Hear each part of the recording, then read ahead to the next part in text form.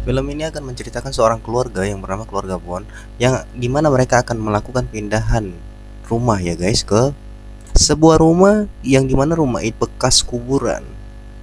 Dan tentu saja otomatis rumah di sana dihuni oleh banyak makhluk gaib, jin, iblis, segala macam ya guys ya. Dan film ini tentu saja berjudul Poltergeist.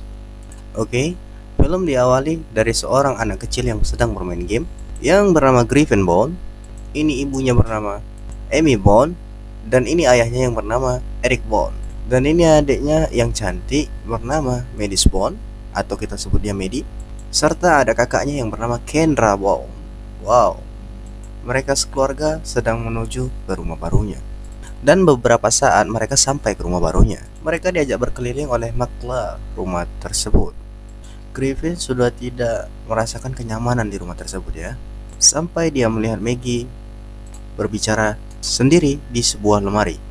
Jadi si Maggie ini adalah seorang bocah yang masih polos, yang tidak ada dosa sama sekali. Jadi dia diberi kemampuan untuk bisa melihat makhluk gaib. Maklar rumah mengatakan bahwa rumah tersebut susah untuk dijual. Jadi dia memberikan potongan harga kepada keluarga Bond. Tak lama kemudian, sebuah truk yang mengantarkan barang mereka telah datang. Dan berarti mereka resmi membeli dan pindah ke rumah tersebut ya. Sementara itu guys, keanehan mulai terjadi di sini. Ketika Griffin hendak mengambil bola yang tersangkut di atas pohon, ia mendengarkan suara yang menyeramkan berasal dari pohon tersebut. Lalu ia pun pergi menemui ibunya. Tidak hanya pada Griffin, Maddie juga mengalaminya. Namun dikarenakan si Maddie ini adalah anak yang polos, jadi dia hanya menganggap itu sebuah jokes ya. Dan anjir. Menjelang malam mereka berada di dalam rumah dan keanehan mulai terjadi lagi. Ketika Griffin dan Maddie memegang sebuah gagang lemari, keanehan pun terjadi.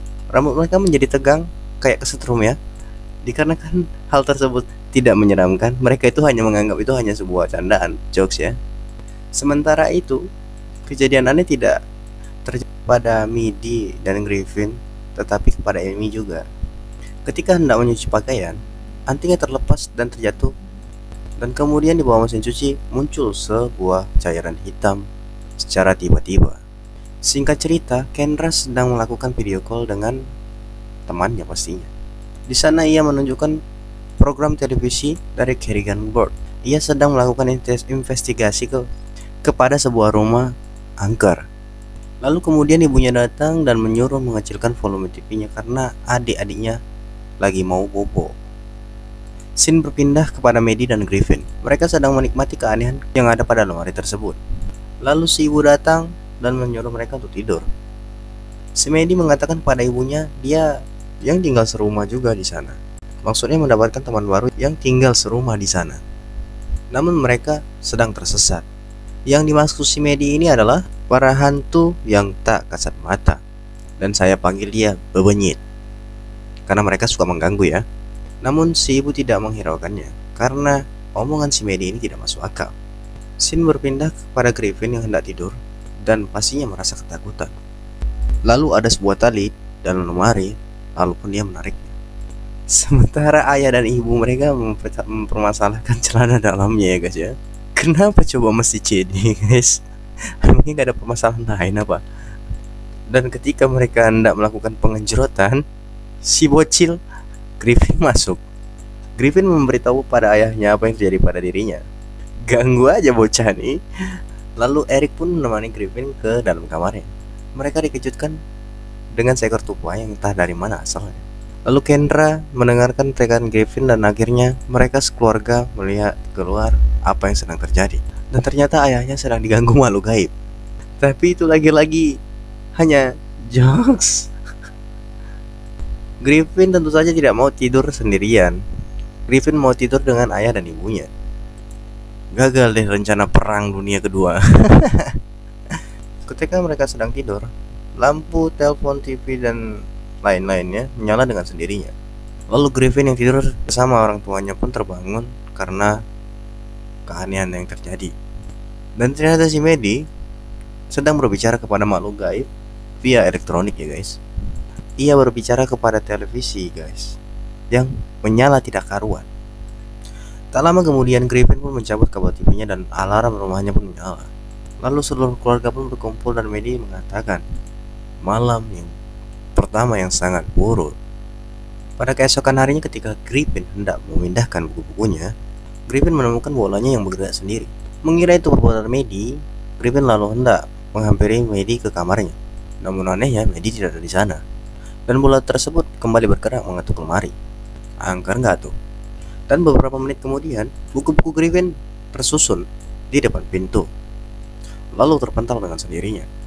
Griffin yang mengalami hal tersebut langsung memberitahukan ayahnya.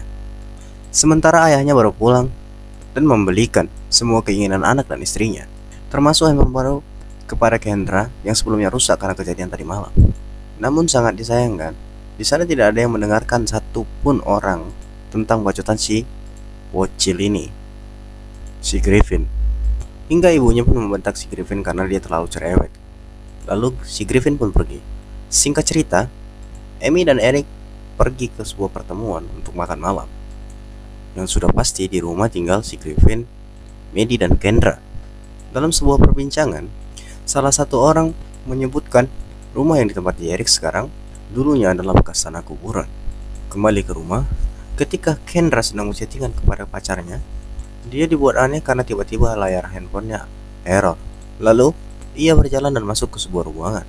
Dan dia melihat yang tiba-tiba lantai rumahnya retak dan mengeluarkan lumpur hitam. Dan ketika ia menengok, kaki Kendra langsung ditarik oleh tangan yang keluar dari lumpur hitam tersebut. Sementara si Griffin diserang oleh boneka badutnya. Lalu ia pergi mencari Kendra. Namun, Griffin tidak menemukannya. Dan Griffin pun menuju kamar Maddie. Di sana Maddie jelas saja sedang merasa ketakutan.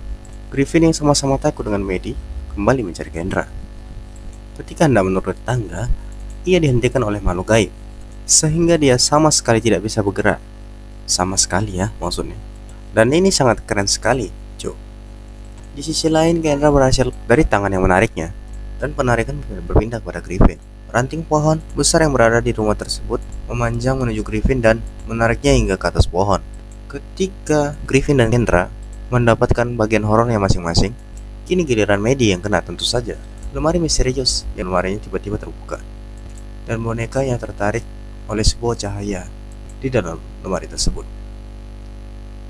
Lagi-lagi penarikan gitu, nggak bosan apa hantunya. Dan di sana pun si Maddie mengikutinya, hingga lemari berubah menjadi gelap dan si Maddie ditarik oleh si benyit.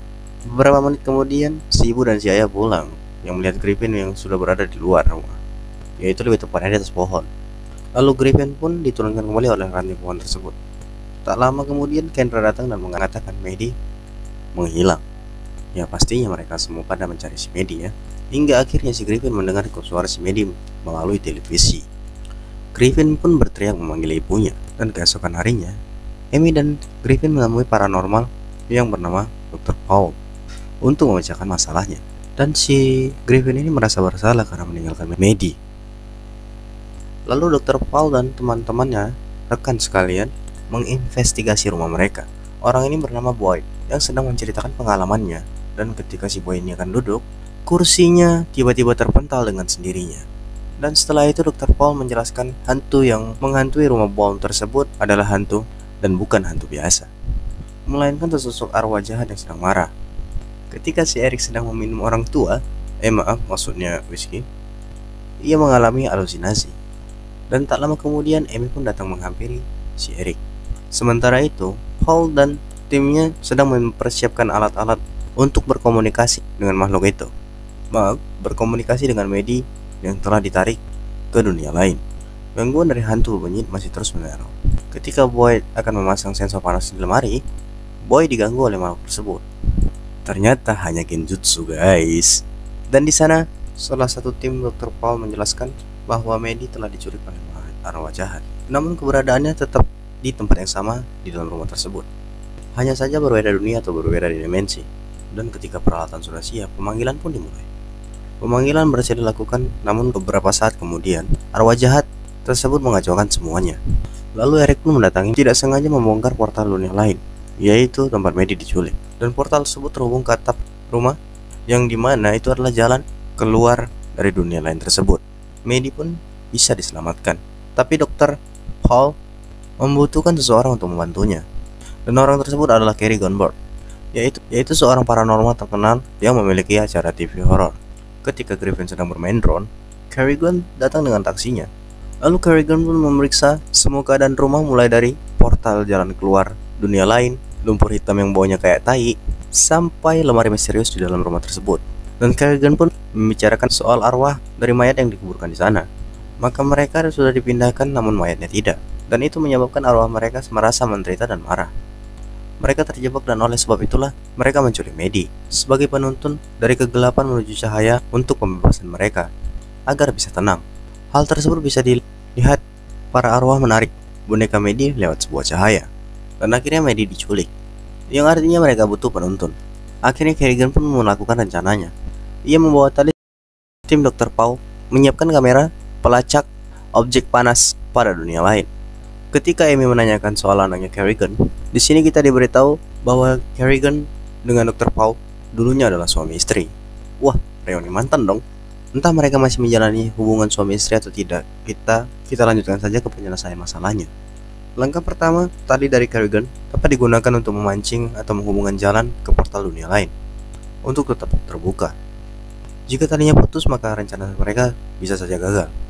Langkah kedua, ia harus menerbangkan drone milik Griffin untuk masuk ke dunia lain. Namun sayangnya itu bukan keahliannya. Oke, Joki berpindah kepada Griffin.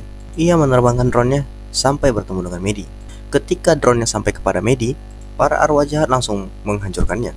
Dan di sini jalan salah satunya harus ada orang yang masuk ke dalam portal tersebut. Ketika orang-orang sedang berdebat, Griffin memutuskan masuk ke portal karena ia berpikir Maddie diculik oleh arwah jahat karena dia.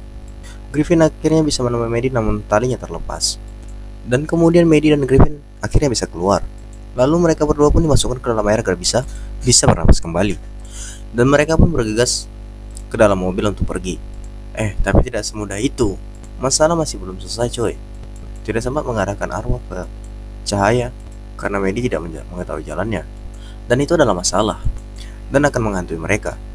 Dan benar saja, ketika hendak pergi, mobil mereka dihentikan dan kembali lagi masuk ke dalam rumah. Dan arwah jahat berusaha menculik Maddie kembali. Beruntung mereka tidak bisa kembali menarik Maddie ke dalam portal berkat omongan si Abah Kerrigan. Dan akhirnya Kerrigan memutuskan untuk masuk ke dalam portal tersebut karena hanya dia yang bisa mengarahkan arwah kepada cahaya. Sementara itu keluarga Buan berhasil melarikan diri dengan sebuah mobil. Dan rumah itu pun hancur oleh para arwah tersebut yang menuju ke langit yang disertai cahaya, yang berarti Kerrigan telah berhasil mengarahkan mereka. Dan ketika Dr. Paul mencoba melacak keberadaan Kerrigan, ia berhasil ditemukan. Setelah itu keluarga Bond mencari rumah baru dan menemukan rumah yang serupa dengan sebelumnya. Akhirnya mereka tidak jadi beli dan pergi dengan senang hati. Dan film ini diakhiri dengan Kerrigan yang selamat, dan dari kejadian tersebut ia kembali menjadi tuan rumah dari program TV tersebut. Dan dia bersama Dr. Paul dan Tama. Oke, ending yang sangat bagus dan damai sekali. Tidak ada kata bacotan dari saya untuk film ini. Udahlah, pokoknya bagus lah. Alur ceritanya sudah jelas, nggak usah kita bahas lagi. Saya yakin kalian pasti paham dengan alur cerita ini. Jadi pesan moral yang bisa saya cerna dengan kemampuan saya yang terbatas dari film ini, jangan asal membeli sebuah rumah dikarenakan kita tidak tahu asal usul rumah tersebut, apalagi karena harganya murah. Karena yang gratisan dan murahan itu pasti kualitasnya buruk. Seperti rumah angker yang dibeli oleh keluarga Bond yang berdiri di atas tanah kuburan. Dan yang kedua, sebaiknya tanah kuburan jangan sekali-sekali kita pindah-pindahkan ya, karena nggak elok, nggak bagus ya. Apalagi seperti film Poltergeist yang memindahkan kuburan tetapi di atas bangunan rumah dan tidak dengan mayatnya, melainkan hanya batu nisannya saja. Dan akhirnya para arwah menjadi tidak tenang dan mengganggu. Saya nggak tahu kejelasannya gimana, tapi yang pasti memindahkan kuburan tanpa mayatnya itu sangat buruk ya guys. Oke, sekian saja. Mohon maaf apabila kurang garam perkataan saya, banyak yang salah maksudnya. Wassalamualaikum dan sampai jumpa. Oh iya, jangan lupa like, komen, dan subscribe, karena like, komen itu gratis, subscribe apalagi. Dan bantu saya mengembangkan channel ini agar banyak video-video seperti ini yang akan kita bahas. Tinggalkan di kolom komentar apabila kalian suka dengan video ini atau tidak suka dengan video ini, dan requestan kalian apa yang mau kalian bahas tentang film-film selanjutnya. Terima kasih telah menonton and see you. Bye.